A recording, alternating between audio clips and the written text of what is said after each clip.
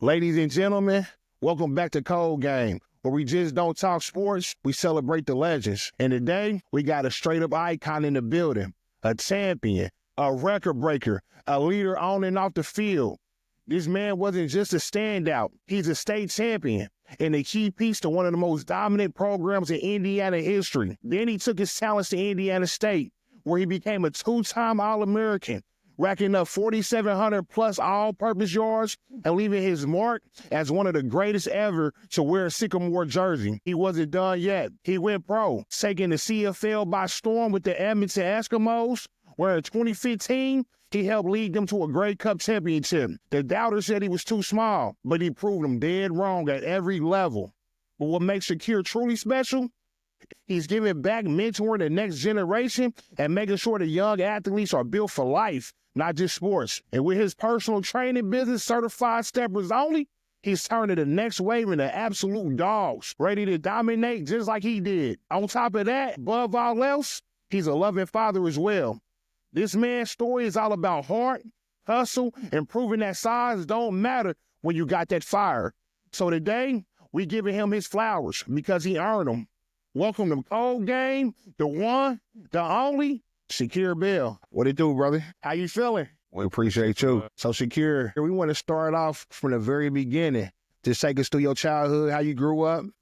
So man, I'm a real product of the East Side. Grew up right up between 38th and Emerson and Arlington. A lot of the Warren guys, they went through the feeder system, played for like the Tomahawks and all that.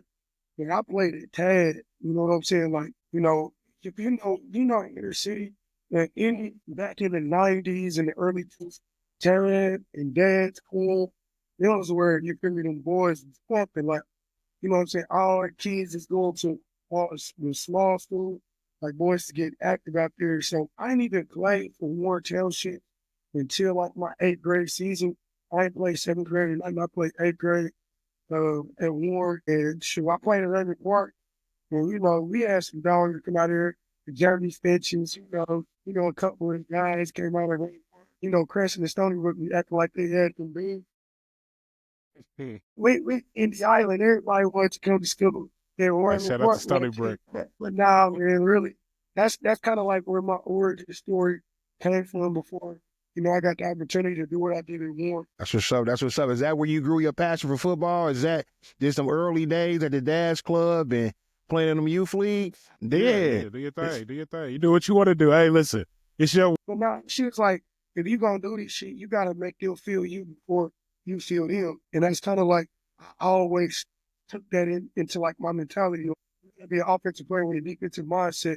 If you hit somebody first, they'll feel it way worse than, if you be in there and him. So that's kind of like where my passion grew up in. Like I said, I'm a Trey 5 baby. Like, we play in the streets. We play, you know what I'm saying, in the winter. You know what I'm saying? I was playing with all the kids. I was always young.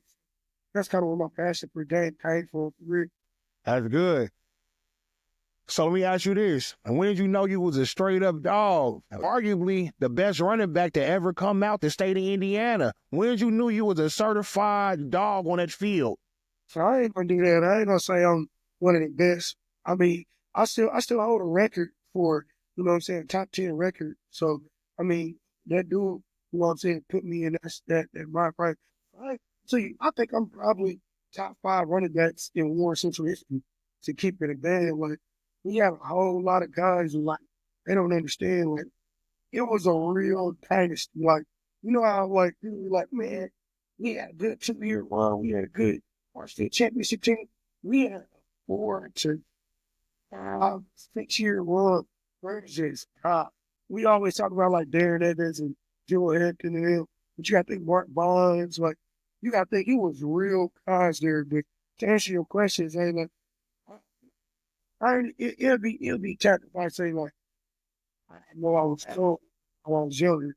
It's like, I was that dude. Like, I was a hard touchdown type dude. You know what I'm saying? Like, because I was so small, I always was like, I got to do way more than everybody else just to be considered, like, just as good as everybody else.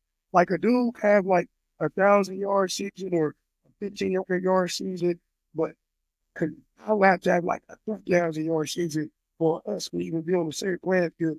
And I was always just taking that mindset because I was this type of player I was.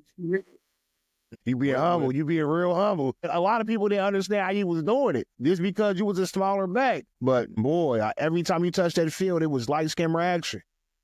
Appreciate that, real. It ain't no thing, bro. It ain't even being humble. It's really just like I really came from a time of you had to wait your turn. You know what I'm saying? Like, think of this. Darren Evans in '06, '06 football season, '07 class. His senior, no, he was, yeah, You right. Yep, you right. yeah, 61 rushing touchdowns in a 15-game time span. And you got to think that's 15 games where he has 61 touchdowns. And in that time span, he never played in the fourth quarter. Like, you got to think, you got to think about Jewel Hampton, bro. Like, we was really there when we seen Jewel Hampton, Howard Clean, in the weight room, Howard Clean, 375. You know what I'm saying? Like, boys was real life monsters. I seen that man stick on somebody's helmet up. And then I remember whenever he had a 300-yard rushing game, bro, like I really had to wait my time. You know what I'm saying? Like I said, Darren Evans, Jewel Hampton, George Cheeseburger, Eric Williams. Like George and Eric is really like an anomaly because it was two star backs that split. Usually it's just one dude that's like, hey, you that dude, we gonna go with it. But like dealing that into split is crazy in its own, but that's the lineage of wait your turn. And then when you get your opportunity, who are you? Speaking of that, man, I just before we get into like the high school and things like that, like so you talk about you being a smaller guy, you not really wanting contact, not really accepting that contact at that early age. What in your eyes was that driving factor to where you was like, okay, even though I might be small, even though I might not like taking these hits, I'm gonna go out here and I'm gonna put it all on the line. Where did you get that motivation from? Where did you get that, that dog from? Yeah, I always pay attention to my mama first. Because really, like I said, like when she told me that, I swear it was a switch. Like I went from like, all right, uh, I ain't about to keep getting hit to well, one knock they dick in the dick every time. Even if you ain't got the ball, or go hit somebody. And that was the thing too. Once I got that type of confidence, it was like, all right, let me try to run the ball. And I was always, you know what I'm saying, watching the Daniel Thompson, watching Reggie Bush, watching, you know what I'm saying, Marshawn Lynch. Those was like who I really like modeled my game after whenever I started trying to watch sports. But it was like, bro, like once my mama said that to me, bro, I swear it was like age of 7, 8, 9, 10. Well, I'll show you trophies right now from 2001, most valuable player, 2002, 2003, all the way up whenever I got to the park and I was great Mr. Football because I played 18 men team, you know what I'm saying? It wasn't like I was just like, bro, on the scene. Like my freshman, I started as a freshman at Warren whenever you get, you know what I'm saying? But it was like, shoot. So did you running back or did you play any other positions or did you play any other sport? Man, I always played running back. And I wrestled in middle school. And I have to say, because I'm redoing my ordinance. I'm putting my wall in. So I'm finding all these old trophies, accolades, and stuff. But I went undefeated in wrestling until state, until like that last couple of wins, those last couple of matches. And I lost my last 2 matches. And I was like, I ain't doing it. And then I ran track in high school, but I stopped every time after indoor because I wanted to get this stuff. So now, bro, I was always a running back. I was always football, just football and working out.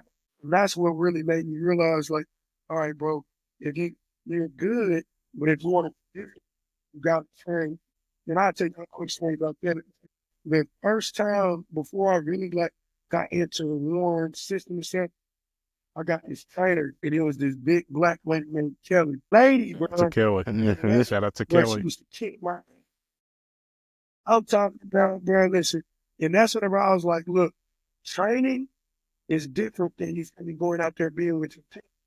And that's kind of like, it's another like switch moment for me for real. For sure, for sure. I wanted to ask you this too, Shakir. Before y'all won the state championship together, I always knew that Malcolm being my little cousin, I always knew y'all was locked in. You know, that was your bro. So let me ask you this. When is y'all locked in and how'd y'all meet? It's just,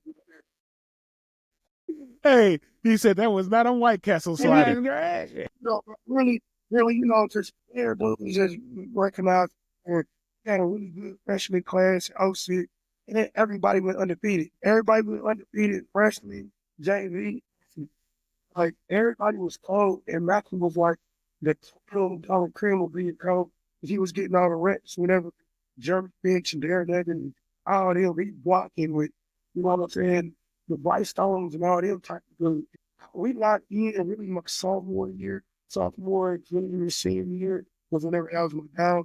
But really freshman year when we got up there, once you see a dude who can really get active, and like he was one of the sharpest people in the school, and that's what I was trying to do with myself. I was like, we locked in that weight room. You got to see, I was 6. Really, freshman year I was 4'9" and 100. Yeah. So like 4'9". 40, ready to throw and shit though. But really, we at that out season, whenever you start seeing people grind and you doing them 5'8" youngs and all that shit, you're going through that turmoil and trying to win a state championship and all that. You just lock in with guys differently. He was one of the hardest workers on the team, so kind of easy to lock in. That's good. That's good. I definitely Yeah. appreciate that, man. But that's a testament to, that just shows your character. Because one thing about Shakir, man, is he's not to be outdone. You know what I'm saying? And that's on any aspect. You know what I'm saying? I don't care if we was who gonna have on the nicest fit today. Who gonna make the first layup in the when we playing horse. You know what I'm saying? You're not gonna. One thing about Shakir is that mentality of you're not gonna little bro me, and I always had that same mindset myself. So I think, man, when you get two like-minded people, man, and don't get me wrong, man, me and Shakir been locked in for so long, man. With those type of mentalities, you will butt heads. You know what I'm saying? We didn't, but that's how you figure out when somebody really your brother, though. You can, if you ain't never been in a fight with your brother, then is that really your brother? You know what I'm Yeah. saying? But we could butt heads and be cool the next couple minutes. So I always respected that. But a quick story: when I really got cool with Shakir was his sweet 16th birthday, epic, legendary moment. You know what I'm saying? And you got to think, I was the type of kid, I wasn't allowed to go to parties, and I wasn't hanging out and having girlfriends and all that. So that was really my first experience. I mean, I wasn't going to homecoming, none of that. But Shakir was like, "Hey, man, I want you to, you VIP to my sweet 16. I'm like, let's do it. Yeah. Pick me up in the limo, took me right to the, party. We was the men of the hour. They loved it, That's love. That's the crazy thing about like us being as old as we are. Like, we didn't have social media and shit. So like back then it was like 106 apart, my sweet 16, all that type of shit. So like my mama, like, I wasn't rich. I grew, like I said, I'm a Trey 5 Mafia. Like, I grew up hood rich. It's a difference between being like well off. Like, I thought people that had 2-story houses were rich.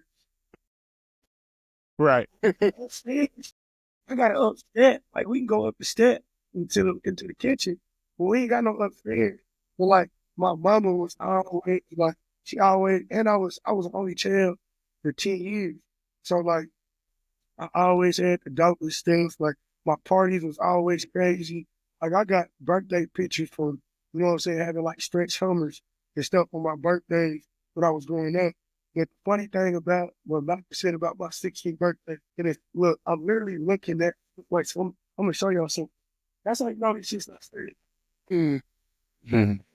Anytime we should say out there, we had Instagram. I think we might have had MySpace and Facebook. But look, my birthday party, my 16th birthday party was so crazy. It was a book made about it. Man, legendary. Crazy. The throwback. Hey, The crazy, bro. throwbacks. Hey, I got the whole map, everything. Like a real book on my 16 work. And man, come on. Hey, that's cold. 16. we been like this since we was kids. I know I got a picture of Malcolm on this in school. Man, you got to dig in the archives. It's right here. Hey, 16-year-old Mac was a Mm. savage. Mm. I done calmed down a little now. Man, you see me in the back?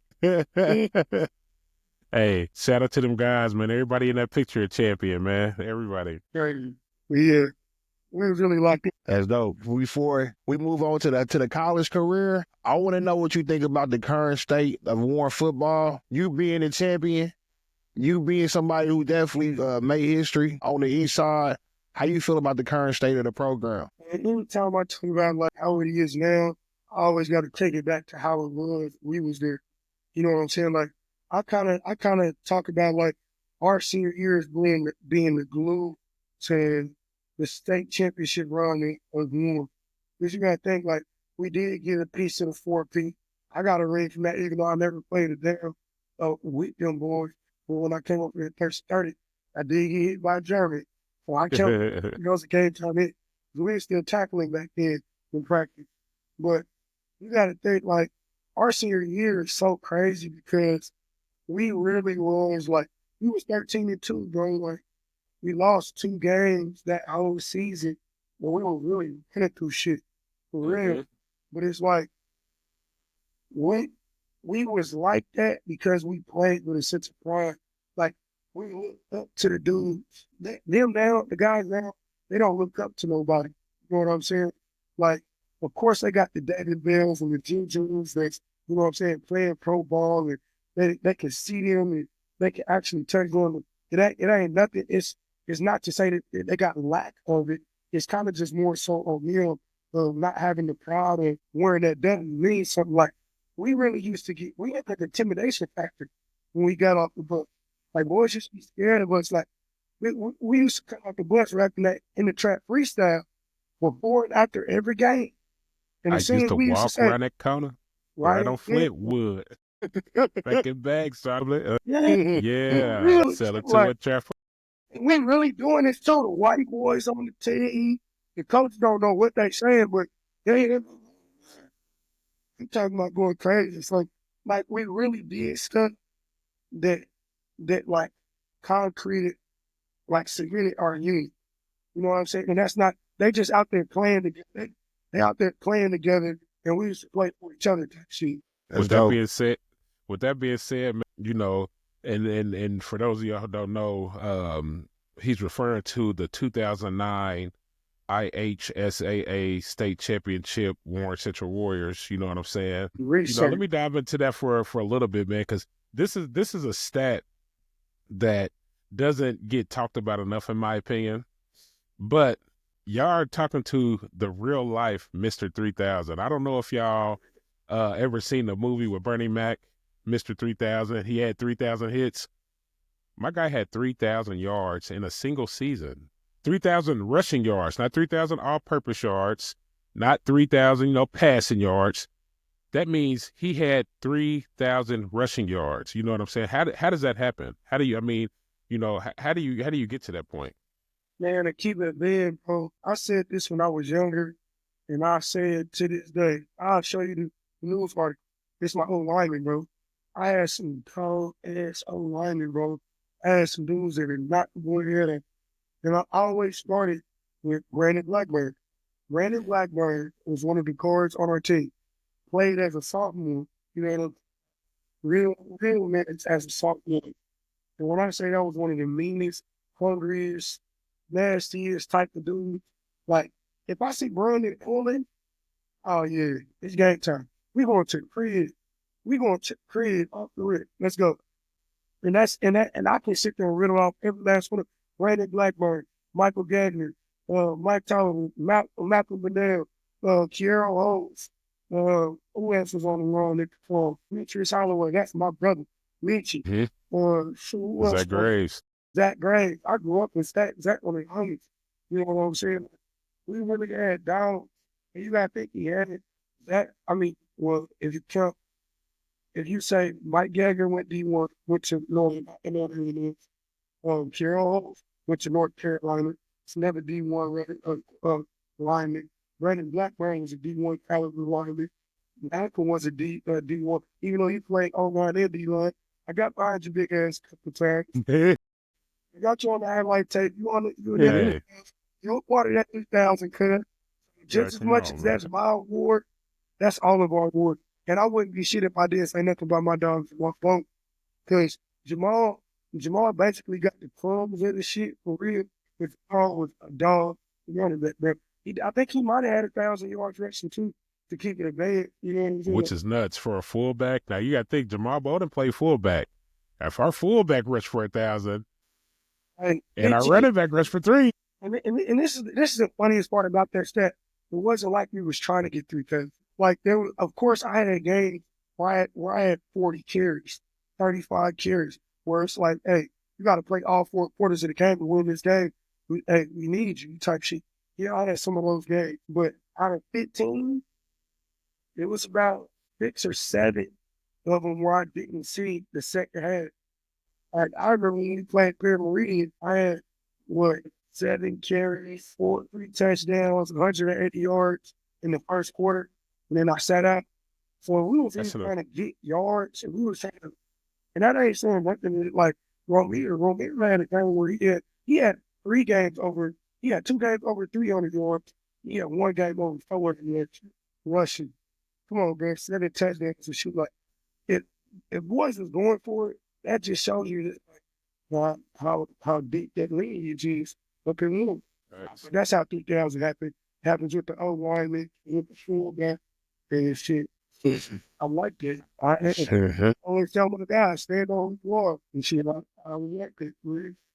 So Shakir, you had a outstanding, legendary career at Warren Central. Take me through your recruitment process and how you ultimately ended up at Indiana State University. Man, I'll tell the truth, you know what I'm saying? Like, our whole recruiting process, and not just for me. So, I'll say it because it happened to me, but I'll speak for my whole senior class. My whole senior class, our recruiting was shut down by our head coach. You know what I'm saying? Like, it was, like I said, I had 3,000 yards in 15 games. That means I'm getting 1,000 yards every 5 games.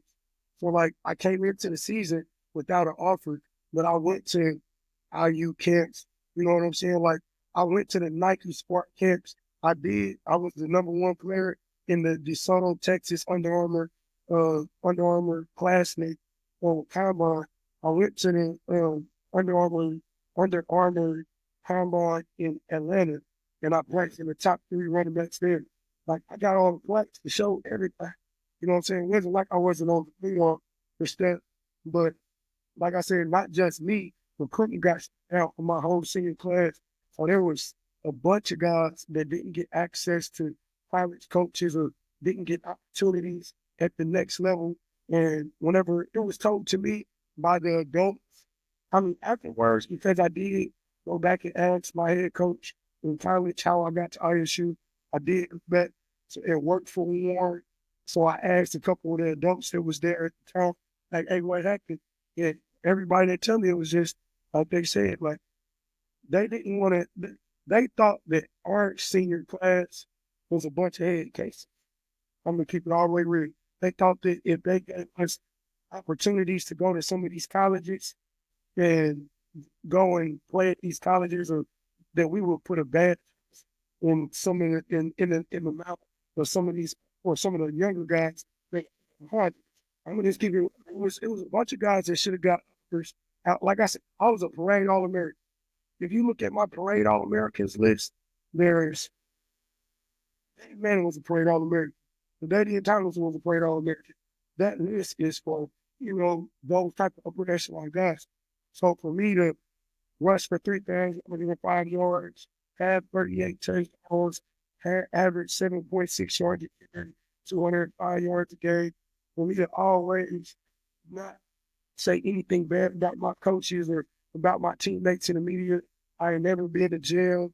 I ain't never got suspended. Only thing that you can say is he's short and he probably don't run a good 40.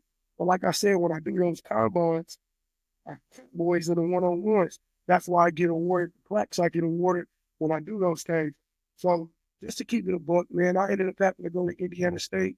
And at the time, they had the nation's longest losing streak. All of this stuff is factual, bro. Like, all of this stuff is Googleable, and you can look it up.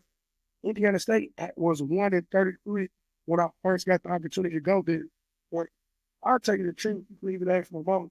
She told me I paid for a semester of college for you to go walk on any D1 school. I believe you don't get that much. I'll pay for one semester.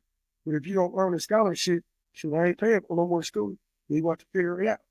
So it was either go and have my mom put herself in debt for me to walk on senior after having a great All-American 3,000-yard season, second leading rusher in the nation type of season, or won't be a big fit, small point, and try to turn around the program. And that's what I did when I went to high school.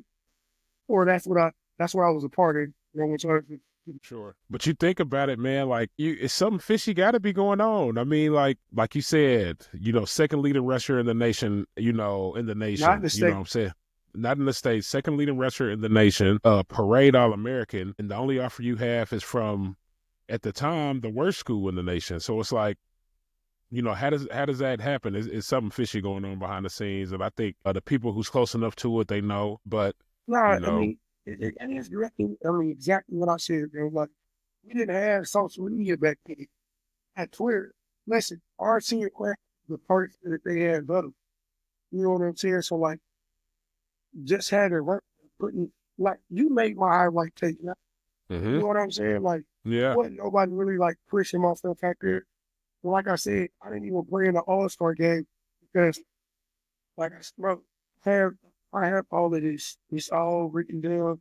Like, me and Coach Hart got into it. John Hart, the same John Hart that won state at Brownsburg, that got invited to the Super Bowl this year because he was the AFC Coach of the Year. The same John Hart. He was the same one that did all of this. He was in control of all of it. Bro, what if it look? Bro, I swear it's crazy to be doing it. My great All American stuff. Bro, say to John Hart, bro. I got all my list. How do I got the stuff that they wrote to you about me? That's what it was. That's the one thing that, I would love to sit down and have a conversation with him. And his son, anybody, just because I never spoke on it whenever I went to ISU, because it was more so like, bro, just focus on the next step. You know what I'm saying? Focus on the stuff that you can control. And I ain't gonna sit there and act like we don't have the best of relationship, but I did everything in my power to win us a state championship, to add to his legacy. You know what I'm saying? He won a state championship award with us. You know what I'm saying? Like, I did everything and all I had was, hey, why ain't I getting considered the way I feel like I should be? Like I said, my mama, I came from a single parent household. My mama was sick the majority of my senior year. So like, she couldn't help me with recruiting. You know what I'm saying? My daddy in New York. So it was like, it's either me going out here trying to hit up these coaches, or it's like, shit, get what you can. And that's how I ended up at ISU. And like I said, bro, there's no cap in my rap. I got a whole video that one of my coaches sent to me that John Hart lied about my kid, saying that I used to quit on the team and saying that his twin used to kick me out of games. I still got the video. This him on camera talking to people that don't even know me. He's saying my name. Shakir Bell used to on the team state game. He faked the injury and saying that his ankle was hurt. Bro, I played state game. I had over 230 rushing and would have had 4 rushing touchdowns if I did if it wasn't for goal line speech and whenever I was getting into the goal line. So it's like everybody knows what it is. It's just the story ain't been told yet, but it is what it is. Like I said, I'm blessed to be where I'm at. 'Cause, man, Absolutely. that's where my story was ended, was on ISU, not making it to a brand D1 school. And I can show you I had the letters who I was. It's crazy because I really believe that during that time, had the transfer portal been in existence, it's no doubt that you would have been at a high end Division I school, but still, you made your mark at ISU. He ran for over 4,700 yards, two-time All-American, and just most recently, he was named to the 40th Missouri Valley Football Conference anniversary team. How would you describe your experience at ISU and what being on that 40th anniversary team means to you? Yeah, my book's is wearing it out. You know what I'm saying? This is like champion type. This is like this type material. Yeah, bro, not even that, bro. Like I used to go to my freshman year, bro. Like professors used to make fun of us, bro. Like they used to make fun of the football team. Like, well, we know nobody can get to the game because the most likely means. I'm like, I'm sitting in class, like, oh no, bro. Like you about to get off. Like that's why I say I'm happy to be a part of something that was legendary because that's what they can never take away from me. It's like ISU, like that, like molded, that like turned my gangster up even more. Because it was like, all right, I was an underdog player, and now I play for underdog school. So it's like now it's like take Terre Haute and put Terre Haute on your back type shit. You know what I'm saying? And everybody know who Larry Bird is. You know what I'm saying? Like he's one of the biggest, most prominent players to quote like just like he pushed the internet forward. Larry Bird and Magic Johnson is the reason that the NBA didn't go bankrupt. And for him to be um a product on Indiana State, there's always going to be a legacy tied to it. So for me to just be able to be, well, I'm the Larry Bird of Indiana State, like, because Yeah, I own 44 records. Like, those are just the facts. Like, I broke 44 records at Indiana State. You know what I'm saying? that's crazy. I was a 3-time All-American my sophomore year and a 2-time All-American my junior year. You know what I'm saying? Like, if you want to look at only two records that I don't own, the on most rushing touch, I mean most rushing touchdowns and most all-time rushing lead. I got kicked off the team my senior year with 123 yards all-time, and I was only two touchdowns away from being an all-time leading touchdown scorer. But I mean, if you think about everything we did from my freshman year through my junior year, I mean, my sophomore year, I was the youngest player to be up for the Walter Payton Award. I was the first player in ISU history to go to be up for the Walter Payton Award. And that's basically considered to be like the Heisman of Division One. You know what I'm saying? Like, I had a game, I put up, 230 yards against Western Kentucky. Shit, I put up 192 rushing against IU at 349 yards rushing game in my college career.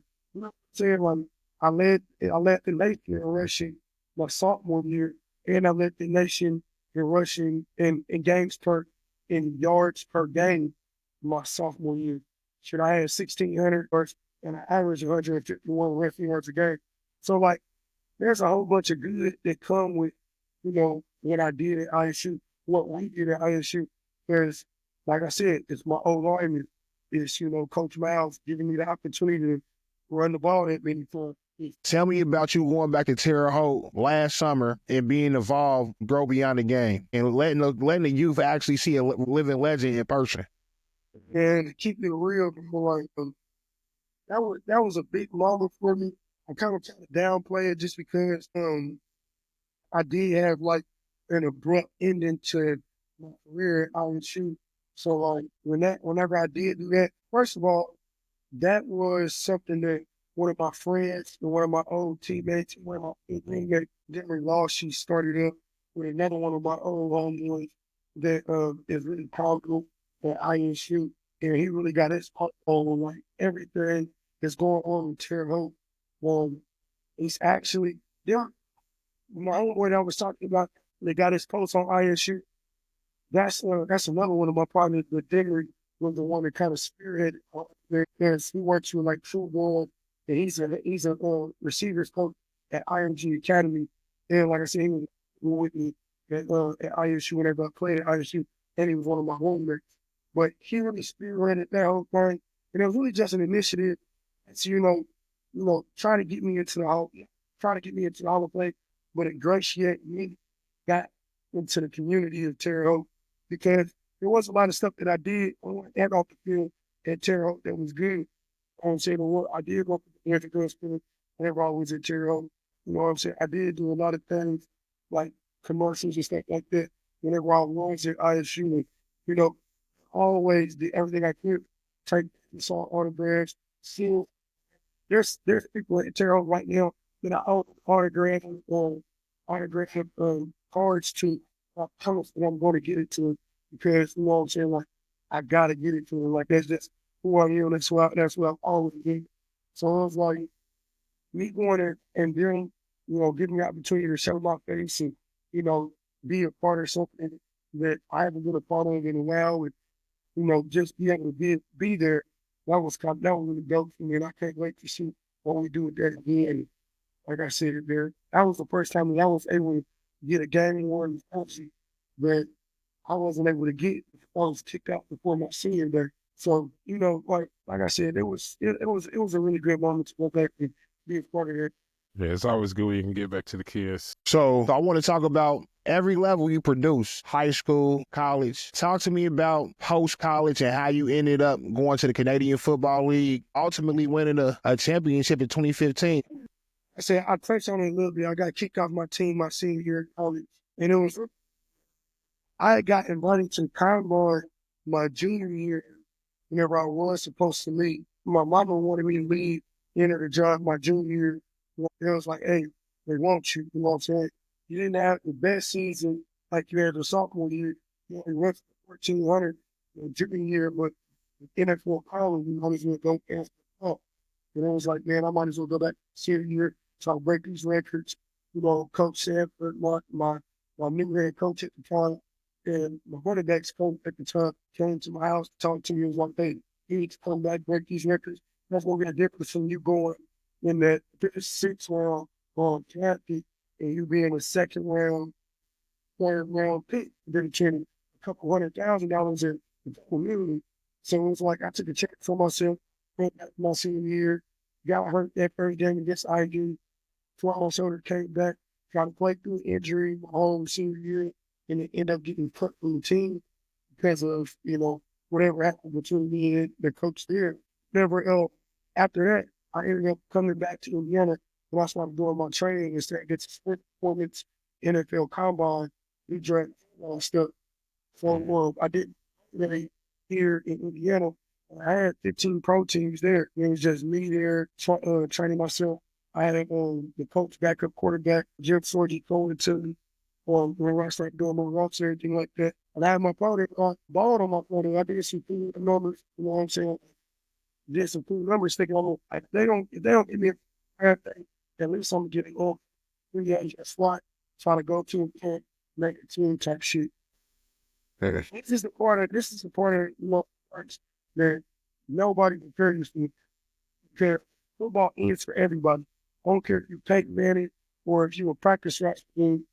Whenever you don't get and you gotta sit down, that shit is you know what I'm saying, some of the worst stuff you can feel. Like after my pro day, after the draft, I don't get a call from no one. My agent don't tell me to check over like me, and now I'm just back at the crib. Like I'm at the crib, working at Warren, coaching, you know what I'm saying? Like finding something a little bit, like dabbling in training with the routine. So I put a highlight tape on my Facebook, just so my college plays like it just caught the eye of my head coach at the time. He wasn't my head coach at the time, but caught the eye of my head coach. And he was like, hey, the day after Christmas, he was like, hey, if I give you a tryout and you come up to Tennessee and do a workout for me and possibly try to make the team. And I was like, shit, yeah. I was like, me, my mom, and my granddaddy, we got in the car with my granddaddy. We get in the car, we drive from Indiana to Tennessee. I do a workout there, and I kill the workout for real because while I'm still working in Warren, so I'm still at the gym at 5 in the morning. I'm still grinding. I'm still, you know what I'm saying, trying to work on my documentary so I can tell my story and what happened to me.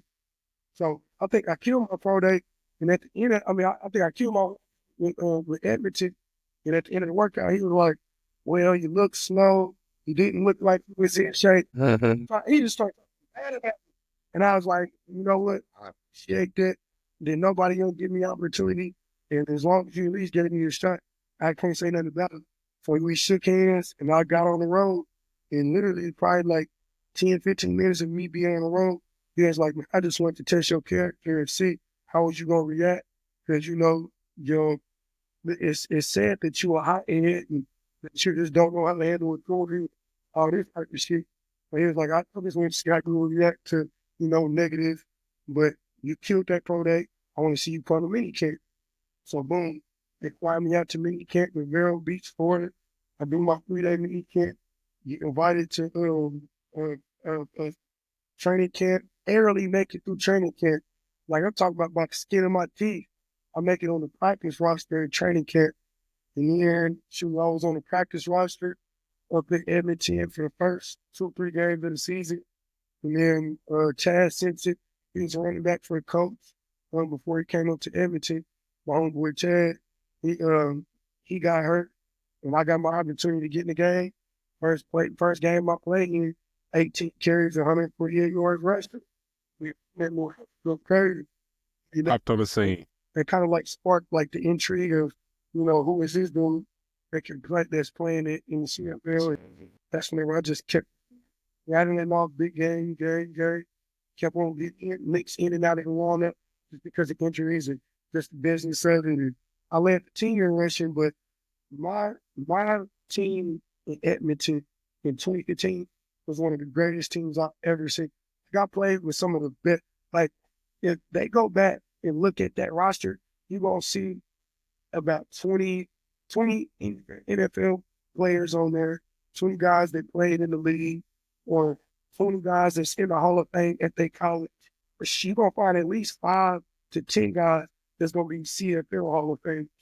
That 2015 Edmonton Eskimo team, they call Elks now, but that 2015 man, hard, dog, everywhere, everywhere. Well, one of my best friends that I met up there, this boy Darrell Walk. I'm talking about. He played with Johnny football. He was one of his receivers at Texas A&M. I'm talking about he won Rookie of the Year, my rookie year in the CFL. And all he was doing was just jumping on boys. The CFL is full of dogs there too. It's full of dudes that should have been in the NFL that's still trying to get back to the NFL. But man, you got like I ain't gonna hold you, bro. Like the CFL was like it's that in between stage. It's the guys trying to get some feeling to go back to the league, whereas guys that played in the league for like 5, 6 years and they done playing, but they still want to get a little bit of a check. Cause like you get more money up there, but like some like the quarterback salary up there was 300 to 500,000.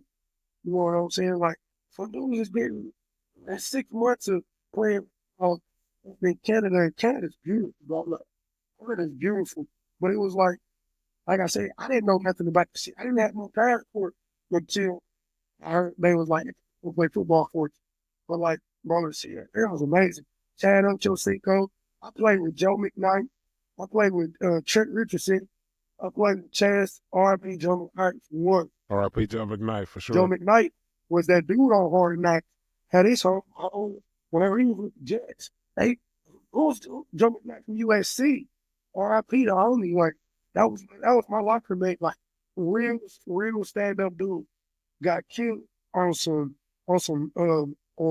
not reckless driving, but some road rage stuff in his hometown of Louisiana. So R.I.P. Joe, man, shout out to him. But like I said, I played with Joe McKnight, Trent Richardson, James White. Like I said James, I'm tripping. My own boy John White. Man, listen, when I say this boy John White was one of the tallest running backs I played with, he was my size, but doggy, ugly shit. Played in Utah, was Heisman Watch winner. I played homeboy Kevin Lawrence. We went to Mizzou. Played was it Cowboy?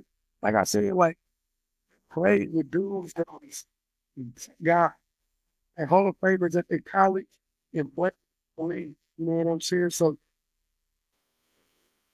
what it feel like winning the Grey Cup? What was that experience like? And what was the celebration like? Was it a Grey Cup?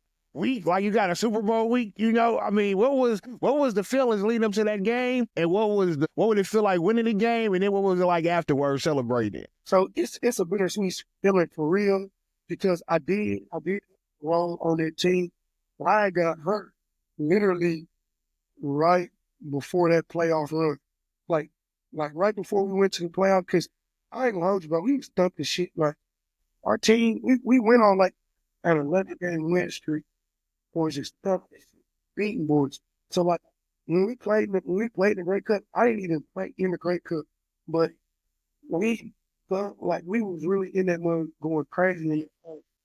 It was a bittersweet because yeah, like I got the opportunity to be a part of that and I played with the boys, but you want to be on the field, you know what I'm saying? In the game, championship game, you know what I'm saying? Like, the reason I ain't played, I chipped a piece of bone on my big toe, on my right foot, and then I dislocated 3 toes all of whenever we were right there in Saskatchewan, like 4 or 5 games before the Great Park game. So like I healed up, but it was like, man, shit, we ain't gonna risk because we got underdogs that can go in there and, you know what I'm saying, win the game too. So winning the Great Cup was fun. The celebration was crazy. Listen, bro, this is the thing about champions. It is real, but it is like people from here, they like, they nothing but white people up there. I'm like, bro, don't you know America is basically nothing but white people? Like, what are you talking about? We're not even major minority here no more. It's more Mexican, Hispanics, Latino, tech people. So it's like Canada is just like America. Their ancestors was enslaved. You know what I'm saying? Like, they don't carry guns. Their last school shooting was in like 1999. Weeds illegal everywhere. Like it's just a great place to like really be like. I love it. Anytime I'm definitely going back to the man, if y'all man, come up here. Like our homeboys is they gonna show love. I know after that game, they got you icy. They was giving out championship rings. They said you might have lost the ring in the airport, and you end up getting it back. Tell me the story about how you lost the ring and end up getting it back. Man, listen, $23,000 pinky ring, cuz. Listen, I was so happy that we won the shit and like love it. I was like, man, I'm gonna do some dope shit. I'm gonna get my championship ring on my pinky. Like, cause I'm gonna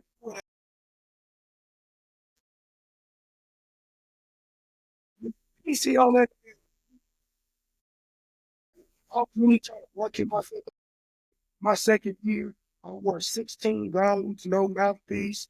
I was wearing a bandana, an Edmonton bandana. It was like I had the kids coming up there wearing bandana, looking for when they got this shit. And every time I was scoring, I was doing the bell celebration. So like I was really trying to market myself, but bro, yes, that story was 100% true. I was going to Arizona there, and my second year in Canada, I was going to Arizona during the bye week to go see my daughter. And just, running too fast, went to the bathroom, took my ring off the periods, put it up on the toilet, a urinal, and then ran out there, motherfucker. And it was a war that, bro, like, it was a war that, like, see my ring, look my name, and sent me my ring back, bro. Like, Shout out that to shit was him. some of the dopest shit. That's good shit. All right, so Shakir, so we're gonna go post career plan days. You know, you've been heavy into coaching and personal training. Tell me about your journey and your growth, the training and coaching the youth, and also just your mentorship and just keeping people right. What I do, that's like end of 2016, December 2016, when I go do my workout for the athletes. So I don't end up signing, and my agent at the time told me that the Raiders was looking at me.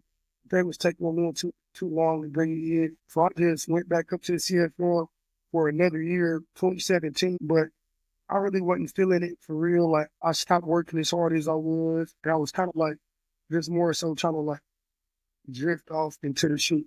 That's kind of what it was for me, honestly. I walked away from the game whenever I stopped wanting to do the extra work that required me to be who I was. So it was like once I fell out of love with doing that extra work, I got to figure out what I'm going to do outside of this. So 2017, I played for 2 different teams over it for the beginning of the season, and they cut me. Got a terrible game for real. And then at the end of the season, I went back up to Canada and Saskatchewan, and I thought I was gonna go back up there in 2018, but I was really over it.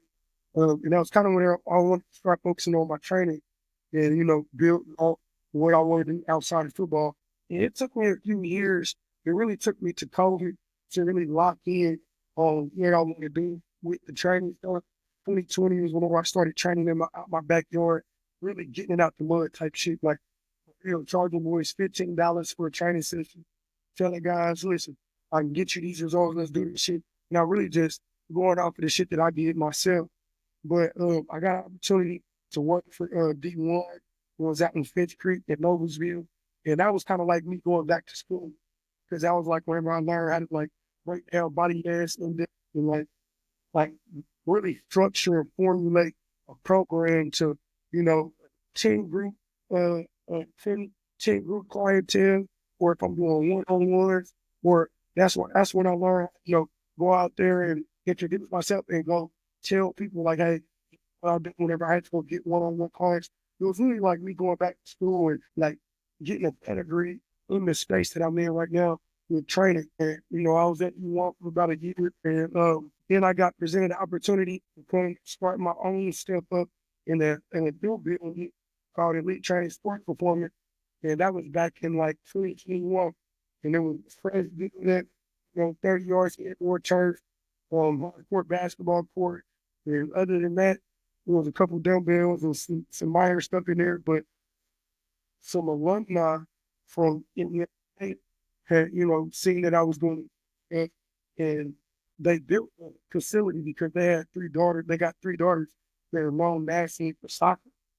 So they built a facility just for their daughters. They rich like that. They got that money.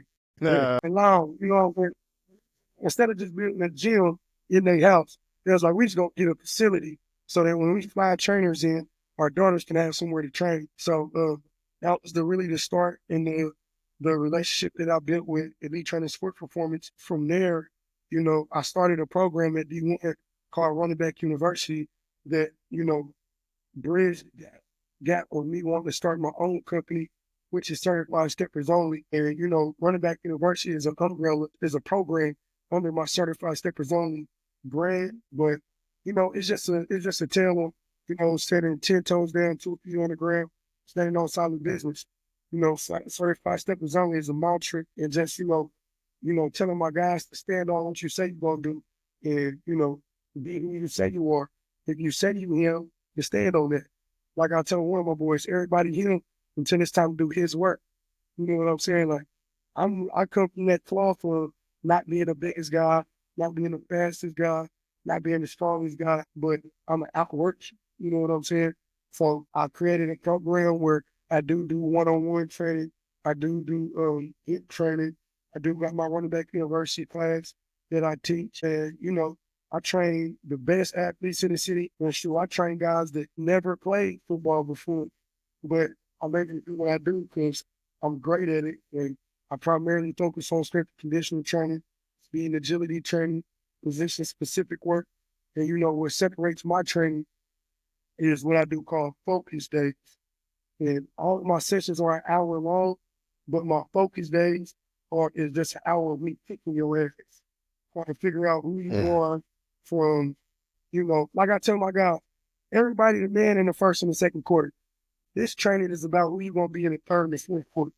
So, if you don't Instagram yet, my Instagram is at struggle.Hustle. STRUGGLE period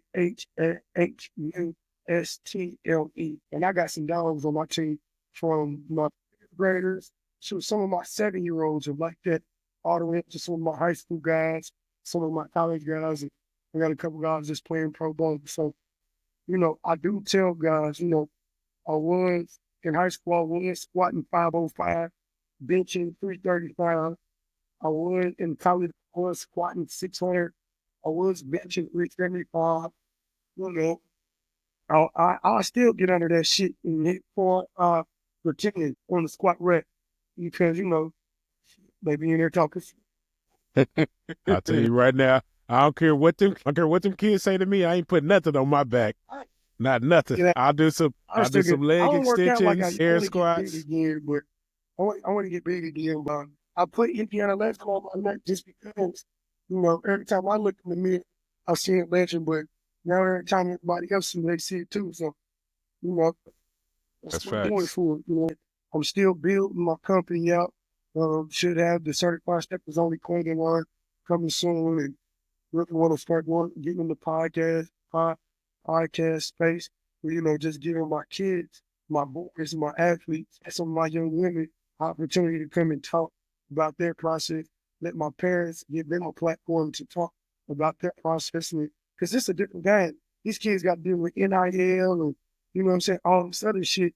And that's totally different now. Like these colleges is looking for the guys that they was looking for back in the day. They want that NIL money. They trying to get them like all this. Who's gonna be a good character when we can get some Who's money. marketable? Why they in the business? So just teaching my guys the whole overall aspect game of the shit, and I'm also telling them figure out what you want to do outside of it. That's what. And my goal is for everybody out. I'm sharing to go to the NFL. That's not a reality. So I do want to attach myself to great young men and young women because, football is for everybody. Well, they say the game is to be sold, not told. But we got Shakir Bill here on Cold Game. I want to ask you, what advice would you give to young women and young men that's trying to get to the level that you have achieved? Being an All-American, being one of the best to come out their school, going to college and being recognized for all these accolades and achievement. What advice would you give a young person that's on this journey in life that's trying to level up? Man, keep it real. The best thing that I can say is I want you to look at every great athlete you've ever seen, from Tom Brady to LeBron James to Michael Jordan, Serena Williams to Caitlin Clark to Juju Watkins to Floyd Mayweather to any great athlete that you can think of. And I want you to look at every last one of them. And I want you to notice that, and you will notice that they're all different ages, different weight, different size, different, you know what I'm saying? Like they all got different things about them that make them who they are. They level of IQ, how strong they are, how fast they are. All of those things are different. The only thing that's similar in every last one of them that I said is their work. Is the things that they're willing to do outside of what's required of them with their team. And that's why I do what I do. That's why I'm in the space that I'm in, because the work is what's going to not just separate you. The work will separate you in high school. The work in college will keep you at the top of the best. But the work at the pro level is that's the only thing that's going to maintain you being there or you belonging to be there. No matter, you got to be willing to do the work without if I do this, I'm going to get this. You got to be willing to go into the gym and be like, man, me putting this time in is the bare minimum just for me to have an opportunity to be who I want to be. You can't look at the extra shit as being extra shit. That's just the bare minimum. If you look at Kobe, if you look at LeBron is in year 20 and he still go to the gym. Oh, well, he's at the gym before everybody else. It's the work that separates the good from the great. Because I hate being called good when I was a player. If there's something better you can call me that. Because I want to be great. All right. So let me ask you this. Malcolm, I'm going to go to you first. Is there any thoughts through this episode, this amazing interview? Any final thoughts that you would like to share? Anything you would like to ask or anything you would like to say? Yeah. First off, Shakir, thank you. I really appreciate you. You one of the guys I always know. If I call, it's I don't even gotta ask. You know what I'm saying? So, and that's what I told Zay. We was thinking about who we could get on here, and do our first interview with. And I'm like, man, who else would be better? You know what I'm saying? Than the guy, one of the guys that I'm ultimately locked in with. So I wanted to say thank you. And then I wanted to be able to give you your flowers because Cold Game's going to grow. You know what I'm saying? Because the same thing that you said, about putting in work, me and Cuz gonna work, man, and it's gonna grow. So for you to be on that baseline, for them to see where we started at, I just want to say thank you for that. And also, man, if y'all listening to this and y'all don't, understand what bro's saying, he said you got to put in that work, man. So and that's in anything that you want to do, whether you starting a podcast, whether you want to be a good football player, basketball player, volleyball, doctor, I don't care. And I said this before, you have to put in work. It's no substitute for that. So I think that's the gist of what we've been kind of talking about tonight. But I just want to say thank you, brother. Thank you. And just to piggyback off what you said, for sure, it's like you can't start off on varsity. You know what I'm saying? That's the reality of just anything that you want to do in life. Like, if you're going to start a business, learn the very, very bottom of the business and grow from there. Just so that, like, even if you do, like say somebody want to do hair. If a girl want to do hair, or say you want to do nails or something, don't go buy a building and you're like, oh yeah, want to start my, no, you got to start from that hustle out of get your clientele, figure out what your Blue Magic is, figure out what your Big Mac is, figure out what your Whopper is. You got to figure out what separates what you do, what's going to make you great, and develop that. It takes time to curate that shit. And don't be scared of going to town, man. Like I said, I started off training in my backyard in COVID.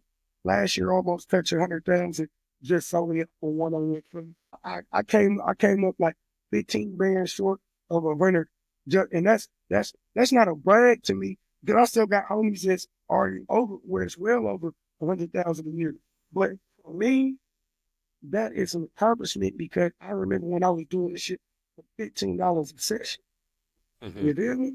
So it's like, do what you can right now, and don't think that you're bigger than the start shit. You got to start somewhere.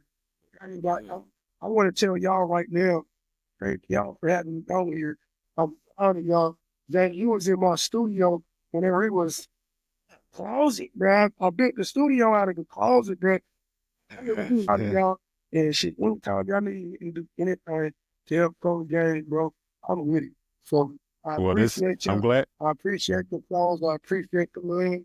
And shit, whenever y'all want me to come to part 2, let me know soon. Oh man, you locked in now. You done told us anything you need. We're gonna need a part 2, 3, 4, maybe 6.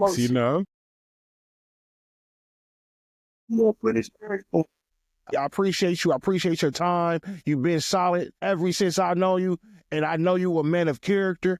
You a man of your word, and you a man of greatness.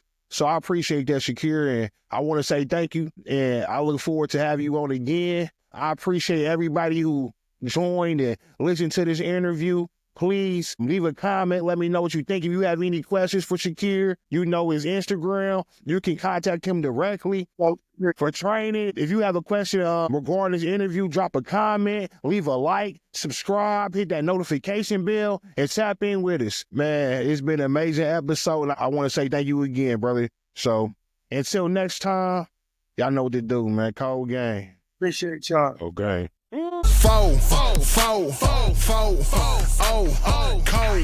Game. First round draft pick.